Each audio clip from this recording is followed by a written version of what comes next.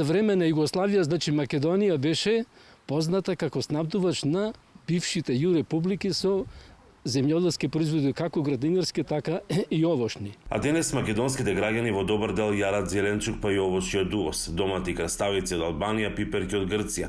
Ако се знае дека Северна Македонија е аграрна држава, наместо по поевтини цени земјоделските производи се продаваат по енормно високи цени. Нашите оранжери се оптеретени со доста високи, релативно високи цени на мазутот, али видете и кромидот по енормно висока цена. Па кромид во Македонија скоро и на отворено преку 12 месеци се произведува. И тука владата и то како мора да се погреши во однос на маржите. Тие се неконтролирани. Гласот на Америка го посети градскиот пазар во Охрид. Пазарџиите велат дека високите цени од каде ги набавуваат производите, како и одлуката на владата да ги замрзне цените на некои од нив, драстично им го намалила прометот и оти многумина размислувале да стават клуч на тезгите.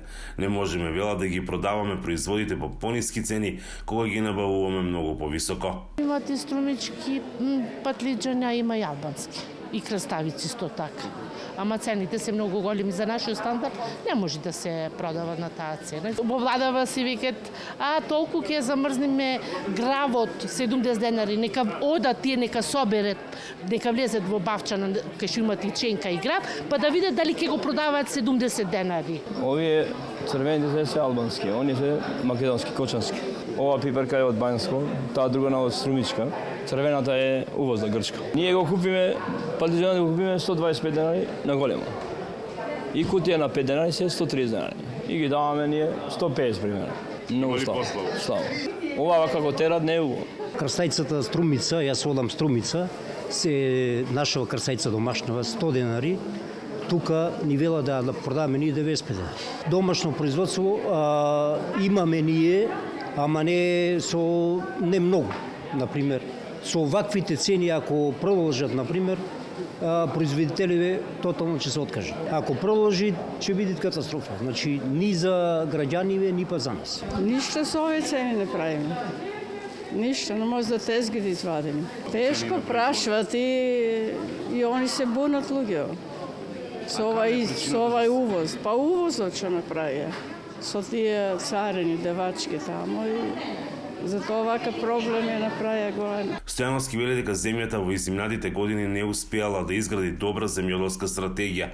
Обработливите земјоделски површини се расцепкани, а се помале бројот на млади земјоделци кои сакаат да работат земјоделие. Од вината и во нас земјоделците. Овие денешни случаи на основ глобализмот неминовно е и преку потребно да се дружуваме во задруги, бидејќи ако не се окрупниме, каде што ќе се ги намалиме апсолутно трошоците и во секој случај ќе дојдеме полесно до пазарите за пласман на нашите производи, тешко, не ни се пишува баш добро. Во едни вакви прилики, земјата треба да изнајде начини како да го заштити домашното производство, вели тој. Според него, секоја држава во светот што има можности добар дел од своите потреби да ги задоволи од сопствено производство е помалку ранлива. За Гласот на Америка од Охрид, Мики Трајковски.